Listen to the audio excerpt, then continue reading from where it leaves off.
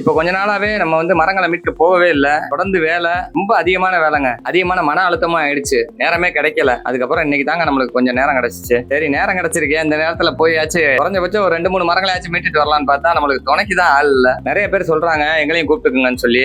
ஆனா அவங்கள கூப்பிடணும்னா எனக்கு அந்த நேரம் ஃப்ரீயா இருக்கணும், அவங்களுக்கும் அதே நேரத்துல அந்த நேரம் ஃப்ரீயா இருக்கணும். நமக்கு கிடைச்ச ஒரே ஒரு துணை சஞ்சய் தான். அவனும் காலேஜுக்கு போயிட்டான். காலேஜ் சாயந்தரம் தான் முடியும். அவன் வந்ததுக்கு அப்புறம் திரும்ப போய் நம்ம மரத்தை மீட்க போகணும்னா நேரம் ஆயிடும். அதனால நேரம் காலேஜ்ல போய் கூப்பிட்டு அப்படியே போய் மரத்தையும் மீட்டுட்டு வந்துடலாம்னு சொல்லிட்டு கிளம்பிட்டோம். நல்லா வெயில் கொளுத்தி எடுத்துட்டு இருக்கு. நான் அக்கறை நட்சத்திரம் வேற வரப்போகுது. என்னெல்லாம் நடக்க போகுதோ தெரியல. கம்மாயில தண்ணியே வத்திட்டு இருக்குங்க. அங்கங்க குப்பைகளை எரிக்கிறேன்னு சொல்லிட்டு மரத்தையும் சேர்த்து எரிச்சு விட்டுறாங்க. ஏற்கனவே நிறைய பெண்டிங் இருக்கிறது ஒரே ஒரு இடம் தான், நாகமலை புதுக்கோட்டை டு திருமங்கலம் ரோடு. அங்க இருக்குங்க நூத்துக்கணக்கான மரம். நம்ம எப்ப போனாலும் ஒரு 2 மரத்தை மீட்டுட்டு வந்துடலாம். நம்ம போகும்போது எந்த மரம் அதிக சிரமத்துல இருக்கோ அதை தான் முதல்ல போய் எடுத்து விடுவோம். ஒரு புங்க மரத்துல கூண்டு நல்லா டைட்டா பிடிச்சிருக்கு. அதை பார்த்தாலே தெரியும் அவ்வளவு சிரமத்துல இருக்குங்க. இன்னும் கொஞ்சம் விட்டோம்னா மரத்துக்குள்ள பதிஞ்சு மரத்தையும் அழுத்த ஆரம்பிச்சிடும். அப்புறம் உள்ளுக்குள்ள பதிஞ்சு உள்ளே போயிடும். இப்பவே அங்கங்க உள்ள போயிடுச்சு. அந்த பட்டாவை வெட்ட வெட்ட பாத்தீங்கன்னா அந்த பட்டா ரிலீஸ் ஆகிற சவுண்டை கேட்டாலே தெரியுங்க. அவ்வளவு தூரத்துக்கு அது அழுத்தத்துலதான் இருக்கு. நிறைய பேர் சொல்றீங்க அந்த மரத்தை வெட்டி விட்டு கூண்டு அழகா தனியா பிரிச்சிடலாம்னு சொல்லி. இது மழை காலமா இருந்தாலும் பரவாயில்லைங்க, வெயில் காலம் இருக்கிற ஒரு இலையும் நம்மளுக்கு ரொம்ப முக்கியம் தான் நினைக்கிறேன். பட்டாவும் நல்லா மரத்துக்கு உள்ள பதிய ஆரம்பிச்சிருச்சு. இது தனித்தனி பீஸா துண்டு துண்டா வெட்டி தான் எடுக்கிற மாதிரி இருக்கு.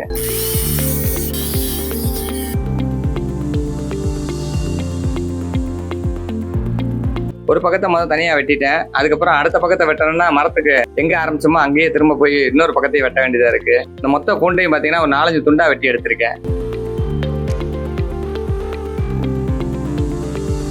பாதி வெட்டிட்டு இருக்கும்போது வெளிச்சம் குறைஞ்சிக்கிட்டே வருது. கருப்பு கண்ணாடிக்கு அதுக்கும் நம்மளுக்கு ஒன்றும் தெரியல. பகல்லே பசுமாடு தெரியாது, நைட்டு எரும மாடா தெரிய போகுது.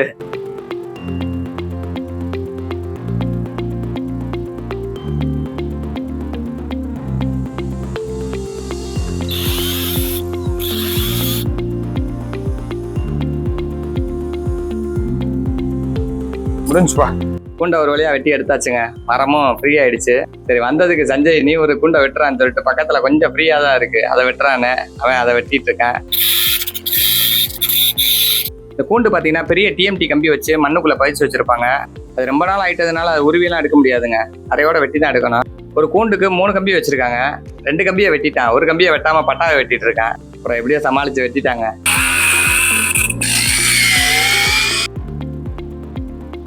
நண்பர்களே, அதுல ஒரு பட்டாவை விட்டுட்டேன்.